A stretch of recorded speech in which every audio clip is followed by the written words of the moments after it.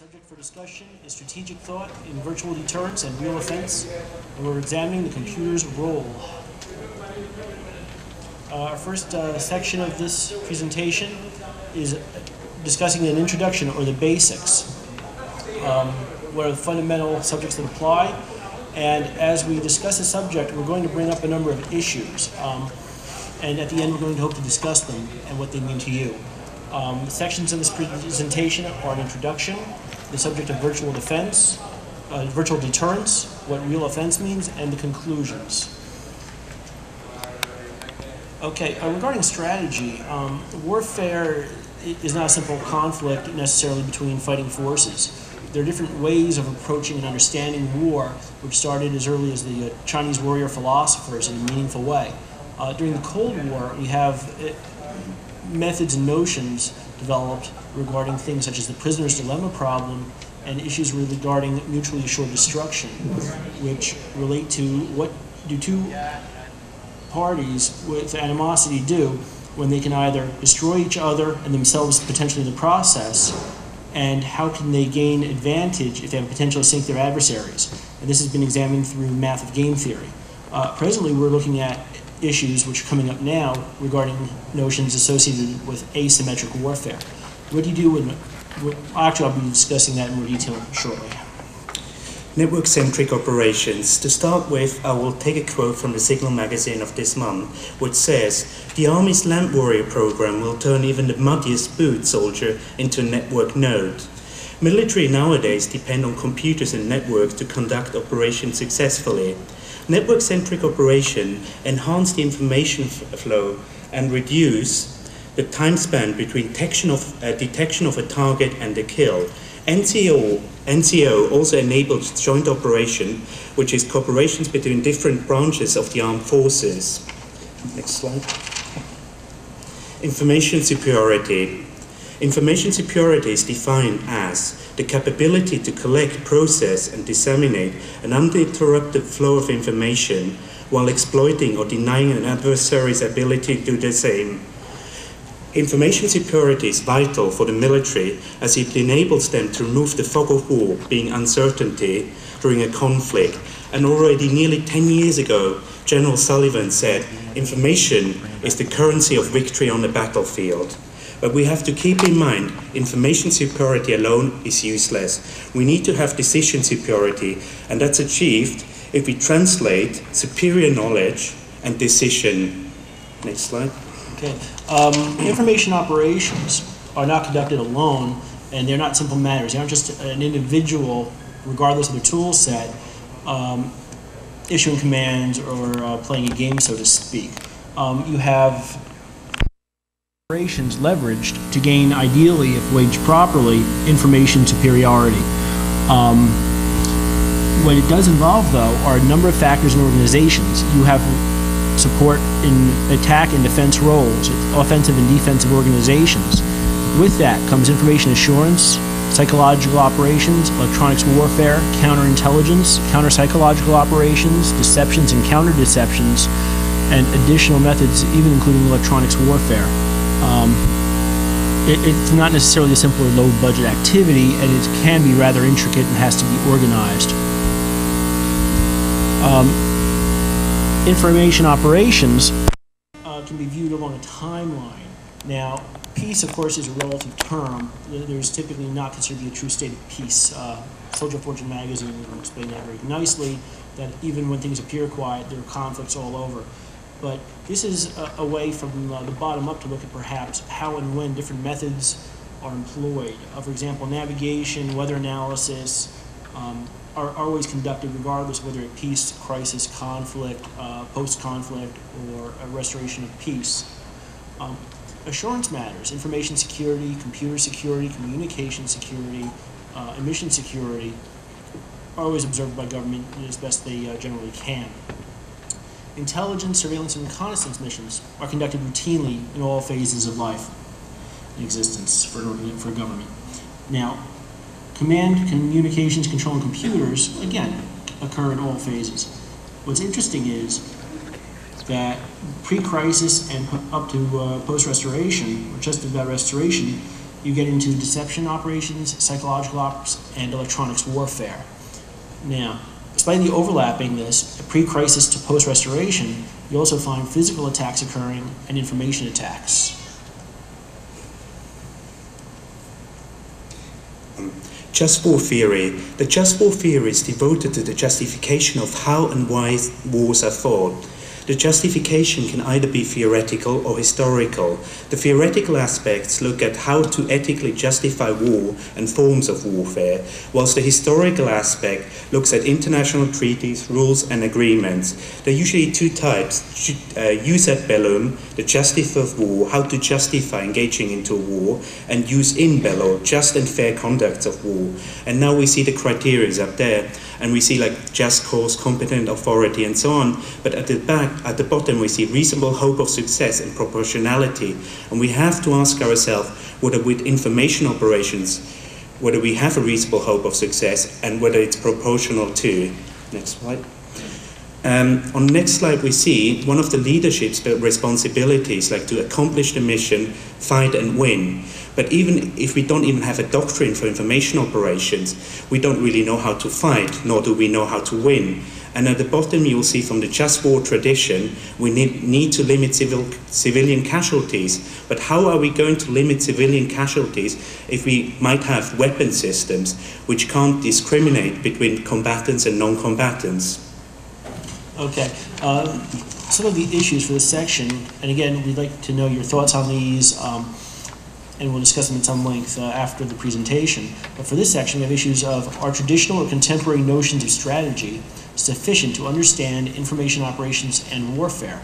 And how do you analyze, in strategic terms, the asymmetric threats? The notion of a lone individual or rogue organization or cell, for example, being disproportionately powerful should it choose to act. The next section is virtual deterrence, and we'll start by an examination of just what is virtual deterrence and how is it different from defense. Well, the notion of virtual deterrence does not refer purely to defensive measures such as firewalls. What it really regards and relates to is instilling a fear factor in potential adversaries onerous enough that they will not wish to attack you or engage you. Alertness fatigue.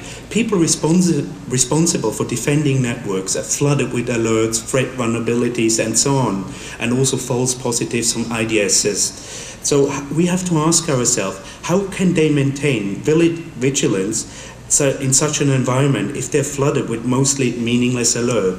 And also ask ourselves, how can the military and the government do the same? Next one. Retaliation. If a nation state is attacked by cyber attacks, it doesn't need to only respond with virtual counterattacks. It has different means, being conventional means, being non-conventional, which can be weapons of mass disruption or weapons of mass destruction. Also, there's another problem. Usually, how are you going to spot the origin of the attack? Because sometimes you can't, and you don't want to hit back at the wrong nation. Also, there are other issues that response may be economic or military or by way of another information operation.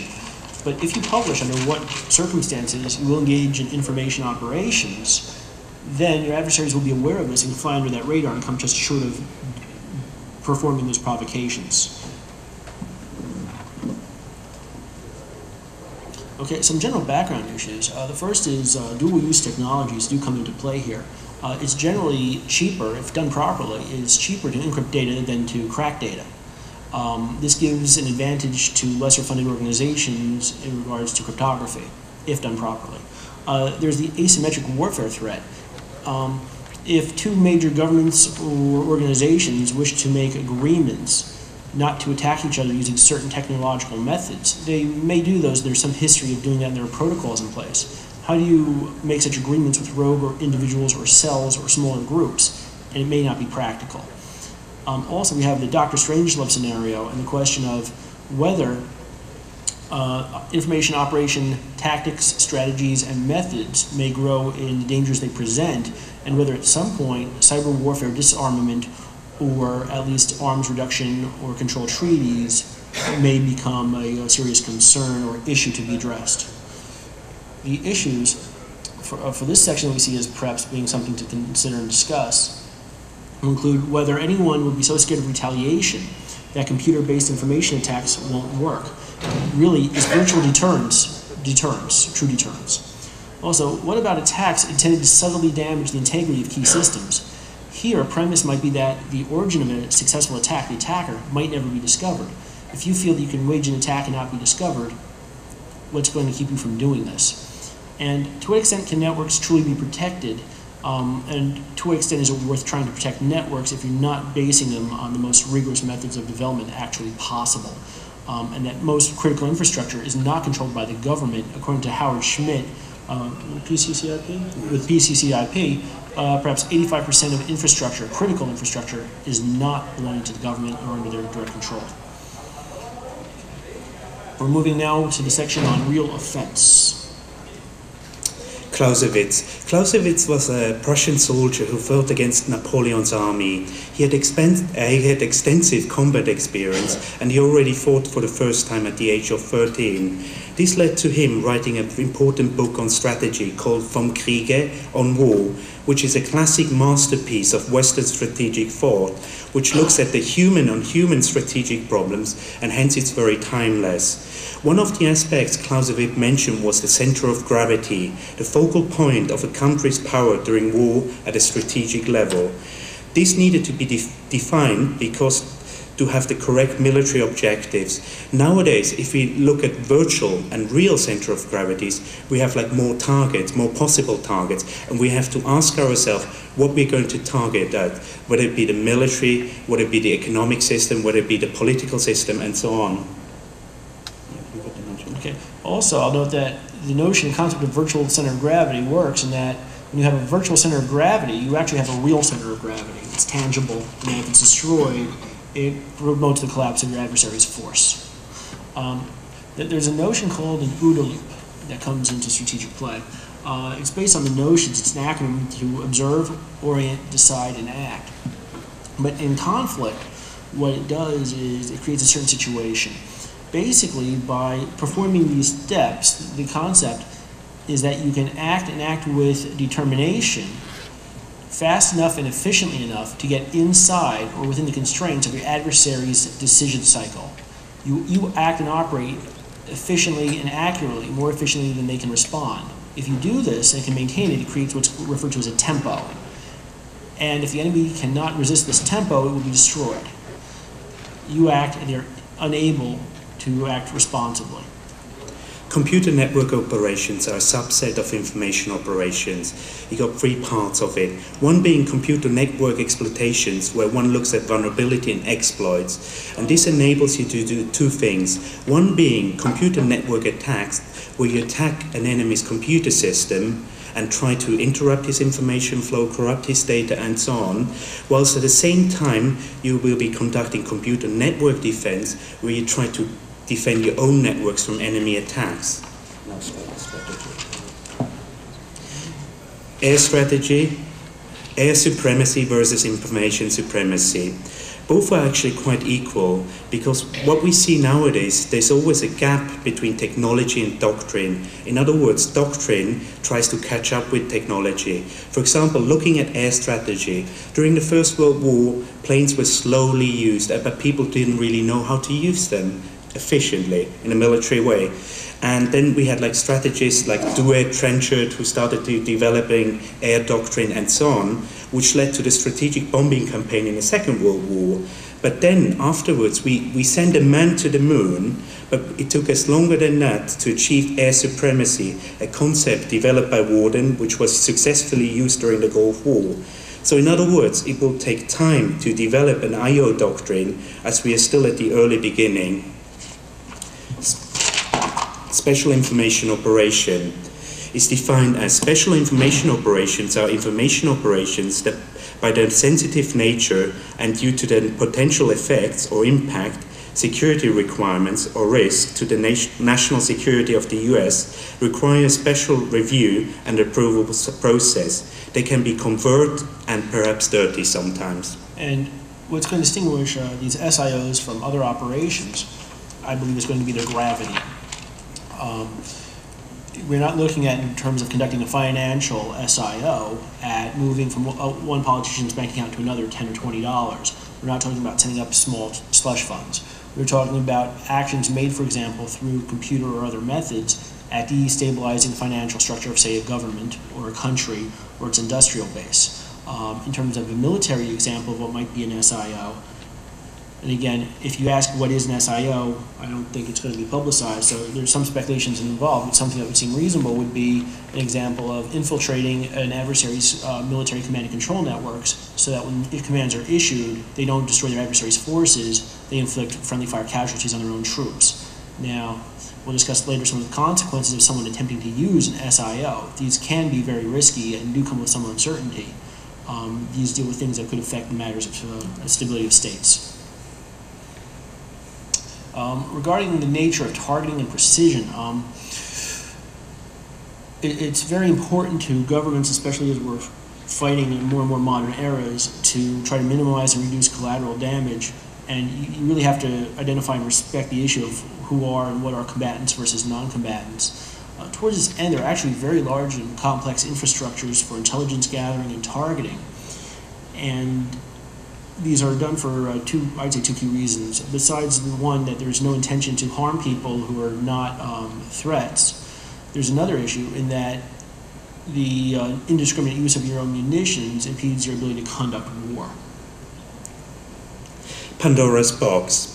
A few days ago, I attended a presentation by someone from a military force, and he said, well, information operations are really great because they're cheap. Instead of investing into missiles when we fire them once, we have to buy new ones. But with information operations, we can just use them over and over again, and it's really cheap. But that's not true, as we face two problems when I/O is let out of the box. First of all, we lose the element of surprise, as the enemy is able to analyze our attack. Furthermore, he might even be able to make more advanced attack based on our attack, onto our system. In addition to that, we lose the element of counterintelligence.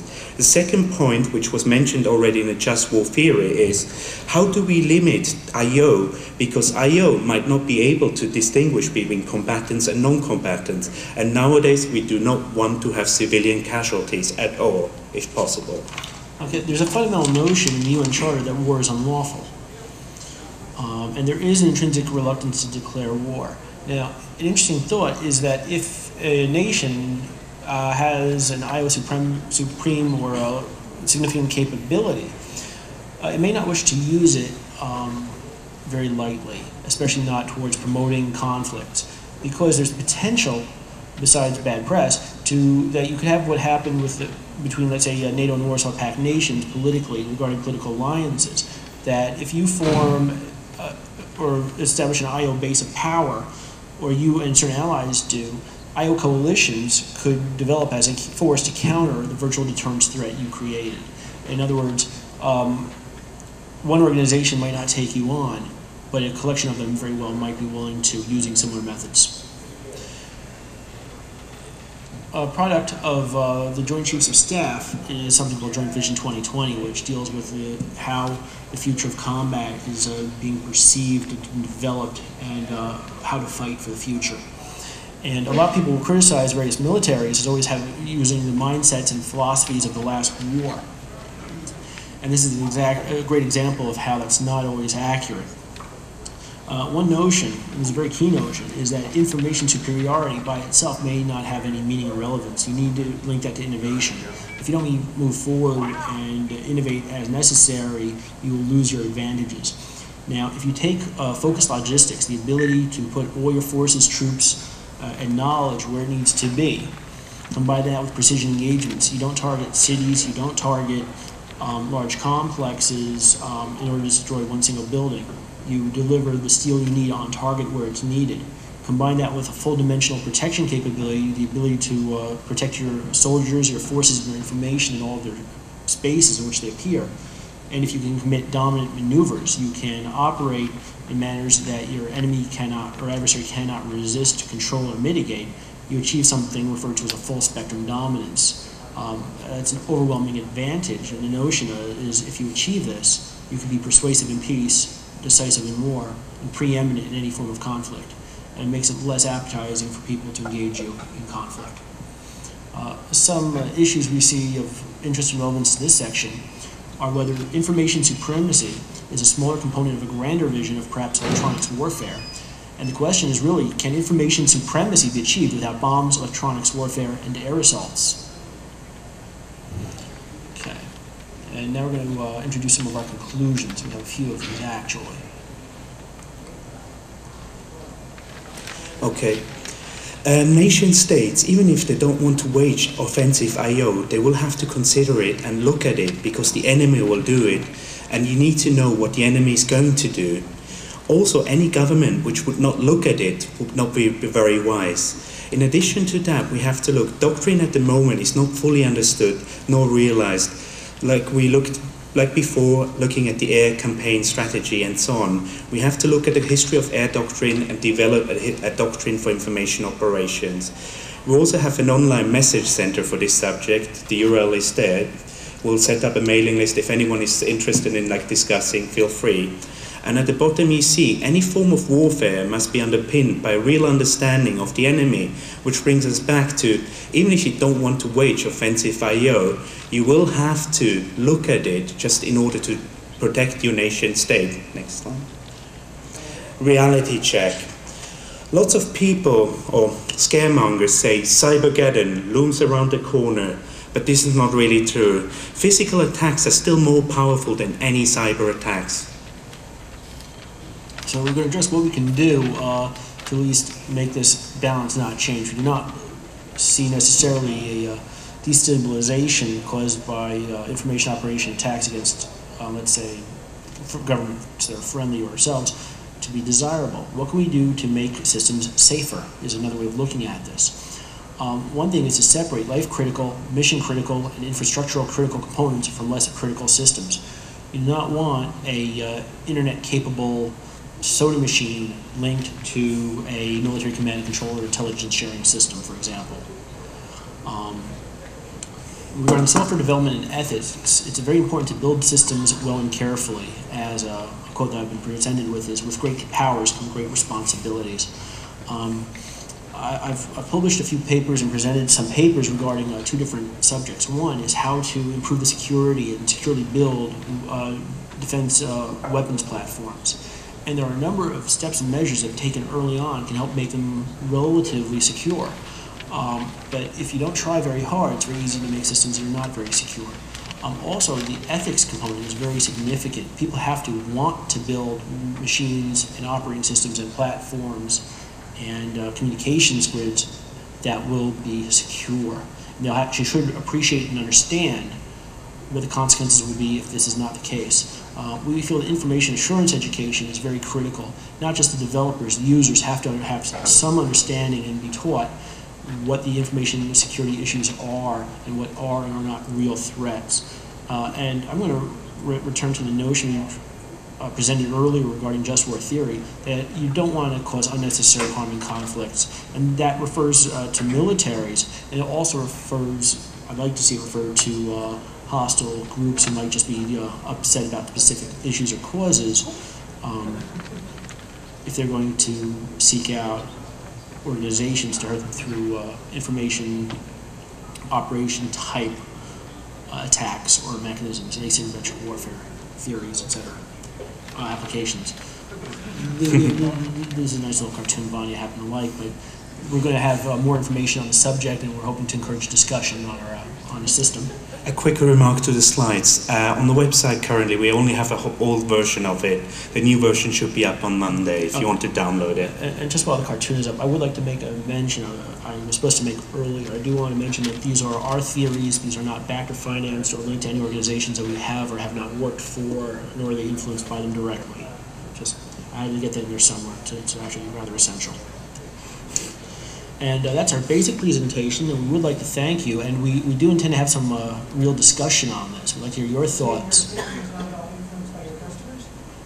It means these are not official viewpoints of any of the governments, contractors, or organizations we've ever sat down and had lunch with, broken bread, and we can be paranoid too sometimes. So I'm sorry, but no, I've actually had one or two issues come up, and I just have to. You get the idea. Okay. Yes, please. Yeah, actually, do we have a wireless we have microphone? a microphone over there. If you could talk to Mike, please. Thanks. I'm at Polytechnic University in Brooklyn. I teach in their NSA-approved information assurance thingy there. And we've been starting engagement relations with the military academy and so on. We're working on InfoWar, and I'd like to ask the question, is low-intensity information warfare between China and Taiwan existing right now? Are those two countries, for all intents and purposes, at information war or cyber war? Can you address this one? Well, first of all, there's a difference between the term information warfare and information operations. Information warfare is like more computer warfare, but for me, personally, I think that's just scaremongering. You have like some script kiddies or whatever, some teenagers playing around and poking around, but I don't consider it to be an information war. Just follow one thing. The People's Liberation Army has a battalion for cyber warfare, and the Taiwanese have about 1,000 men in their army for hacking. Certainly, they're developing capabilities. The Chinese are well known. They have like lots of strategists and everything. But the thing we read in the media about is mostly teenagers having fun. Maybe, that's a maybe, I don't know. Maybe the Chinese or Taiwanese using those teenage pranks to conduct reconnaissance or whatever, but that's just an assumption. I don't know. I'd also expect more governments to come up with the funding to start investigations. I mean, for no other reason, you're going to have what you had in the 60s with Project Blue Book. You know, as soon as one government starts looking into UFOs or any other unusual subject, others are going to have to do the same. But I see really that more governments, especially with the perceived bang for the buck, are going to have to start to look into this. So I expect it to expand quite a bit. I've got two questions. The first one is, could you comment on the role of, let's say, information warfare against your own people in your own country to actually justify the war in terms of making it such that certain victims are not innocent victims but are actually guilty? And then also to comment on the role of let's say, the paranoia about commenting about things and stopping people from publishing things because they may encourage other people to act. One of the great fears that I have is ever getting onto an aeroplane and seeing something suspicious and even commenting, because you hear so much about people being thrown out of aeroplanes for commenting on things. And therefore, what if you do see something? Do you comment or not? Well, regarding information warfare and well, if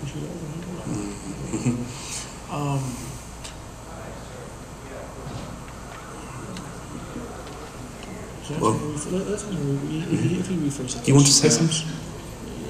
Veteran from Hull, I think. An interesting thing that I've been thinking about for a while is, you were talking about asymmetric conflicts and how you were going to come back to that, which is very interesting to me, and that is, if you look at NATO, if you look at the US and the type of military might that is displayed, that is available, that forces asymmetric warfare. There is no adversary that has that type of defense spending, that advanced defense industry. So you're basically forcing an adversary to perform terror attacks to make any kind of impression. So I'd like your thoughts on that and what that means in terms of information warfare, what that means in terms of conflict in the future. Well, one thing, Vanya may know the name, I believe there was a Chinese colonel who wrote a book discussing some of this, but the Chinese have basically said on different levels, and other people acknowledge that if you're going to fight with a nation, let's say for like the United States, you'd be crazy to go head on. That's not how you win, that's not how you build your government to be strong. Government organizations large governments are not interested in attacking each other directly in a number of cases. They're not always interested in doing that, actually. Now, smaller organizations may see asymmetric warfare as a means where you leverage what strength you have. If you can find a technological strength which will undermine another nation's large defensive capability, that's what you go with. And asymmetric warfare, I think, directly addresses that, but almost in its definition, that this is how a small force can hope to overcome a larger, more powerful one. It's quote-unquote less powerful. I did a paper on nature of information of computers and warfare, and I kind of broke up groups into two types, of the fat cats and the underdogs. And the underdogs are going to use cryptography if they can to their advantage, whatever means are to their advantage, and the fat cats have to play defense a bit more.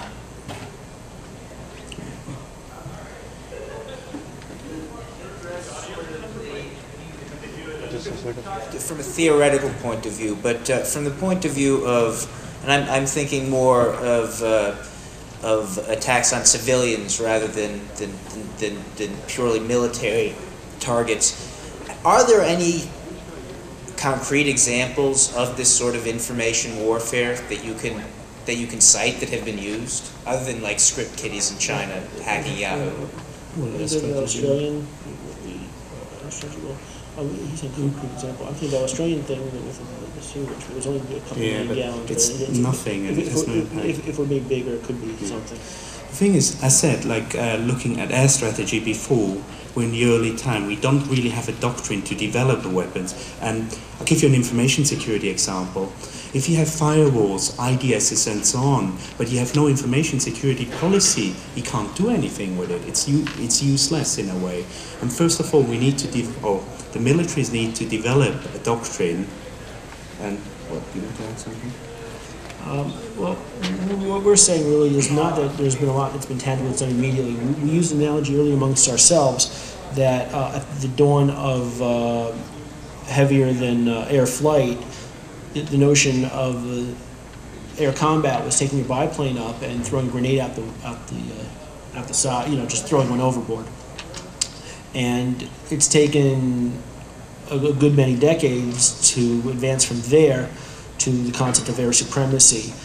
We're not saying that information operations are futile or worthless, nor are we saying that they're going to cause the fall of mankind. What we are saying is that it may take a matter of time or decades and enormous sums of money for this to realize its potential, or for anyone to understand how to really use it effectively, either from small organizational perspective or from by government. I guess my question is, can you think of any real examples of when it's actually been used that you can cite? I mean, other than from a theoretical point of view. I can't really, to be honest, because anything I read in the media or so on, I don't consider it information operations, to be honest. But that's my viewpoint. I mean, yeah. Strategy, strategic discussion. Yes? Please.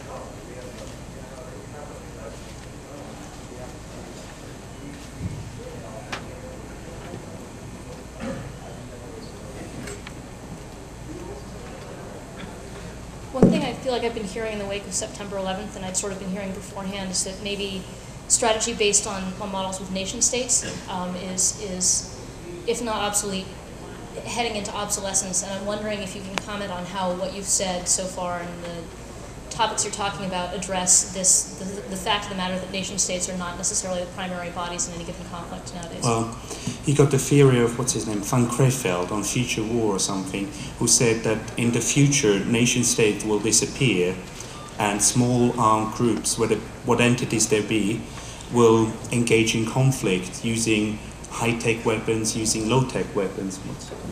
Yeah, I'll agree with that. Actually, I may refer back to an earlier slide.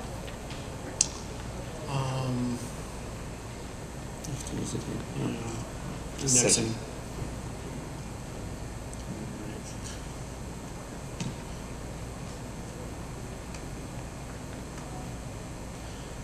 Yeah, that we don't see really that you're going to consider or accept that your adversary has to be government. The whole point of the problem from asymmetric warfare is that powers or organizations, I said even renegade groups or cells or individuals, could become a potential threat.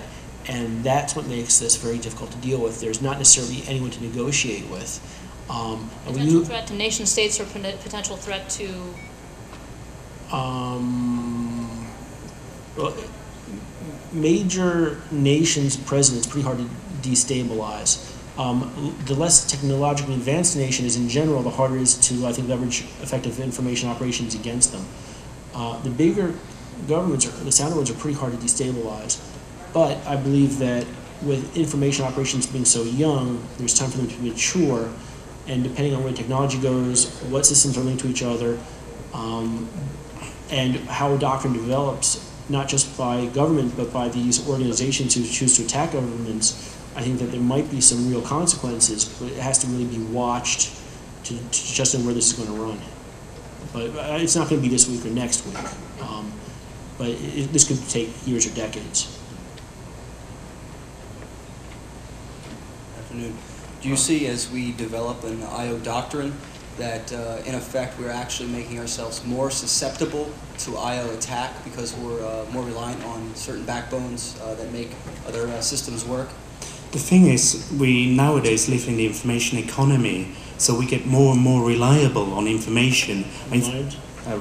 Reliant on information. And some people even talk about the information haves and the information have-nots. So even if we don't develop it, we're still reliant on it. I think that a lot of the communications linkages that are in place might be a little haphazard. Not every network or even high capability trunks, certain people could be doing things a little more precisely. Not every networking facility is perfect. And there are opportunities that small things that go wrong could have big consequences. And if someone can identify what those things are, they can cause some real harm. So I'd say that there's the potential for truth in what you're saying, yes. But again, I'm not saying it's going to happen today or tomorrow, but yes, the more you rely on information, the more it spreads, the more you depend on having it immediately, that can also become a liability. Hi. In addition to relying on computers and information more, I'm concerned that we're relying on poorly planned defenses more. As Lucas Gansi said earlier in the earlier panel, being able to encrypt the stuff meant that the criminal put more stuff on his computer because he felt more secure about it. And I think that we're picking the wrong public policies in thinking that our defenses are good and therefore we can rely on them, or trying to prevent the public from having access to computers, and trying to restrict access, trying to restrict devices and so on, that this is going to give us security because they're predicting where the attacks are going to come from. Yeah. Could you comment on how we can change their opinion and what their opinion, or even just characterize their opinion in more detail? Sure. Well, actually, a lot of people in government would love to have well-qualified, well-trained, highly expert mathematicians and computer scientists available to them. A lot of people would love to see a very technologically advanced public, which could also appreciate information security issues and solutions. Not necessarily a public that would be seen as hostile, but one that would say we have certain interests. And by understanding the math, the computer security, the networking theory, or just being generally security aware, we can contribute to this. The circles I'm in, more people who know about computer security and what to do in terms of good practice, the better. I'd say certain other nations are much more concerned about having the haves and have-nots in terms of information because it's to their own interest to try to restrict the flow of information. I don't personally believe this is such a country. What was another phase of this question? General encryption controls. Yeah, encryption controls. Encryption is a tool. If you misuse it, it can backfire on you. There are people who've encrypted documents and it's done virtually nothing. There are people who've relied on Microsoft Word encryption. I once, for fun, I called Microsoft to ask how hard it was to get around the security of someone encrypted a document with Microsoft Word. What would it take to open it without the password? They said it couldn't be done. That's not the level of expertise you want, even in technology circles. When you have a question, someone should know what is or is not involved in penetrating their data. I don't know if did that help or no. But I'll give it another shot. Obviously, your thought isn't along the same lines as mine, so okay. There's no point in my. If it were, I would have brought out the response. That's all. I want if you want to go ahead with the response anyway. You're welcome to. No, that's all right. Okay. Okay. Okay, thank you. Thank you. Yeah. Okay, let's wrap up then. Okay, one more. Okay, last one. For you, back in the Gulf War, there was a rumor that floated around about that the Iraqis had purchased hardware from the U.S., computer hardware from the U.S., and that computer hardware was compromised by backdoors that were already known by the hardware manufacturers, the computer companies that already and they inserted worms to destabilize the infrastructure. Just wanted your thoughts on that. Okay, hear my thought? Yeah, sure. Okay, now, even if I did know about a specific operation, I couldn't discuss that in detail. Here's what I can say. I think probably the best paper ever written on computer security was Ken Thompson's paper on Trusting Trust, which says basically, in short, that you can't trust any system not written by yourself. Now, there are means to mitigate that. And I'll say conversely, I wouldn't be surprised if a number of software products in the U.S. have been intentionally subverted by people who've developed them overseas. It can go both ways. But if you know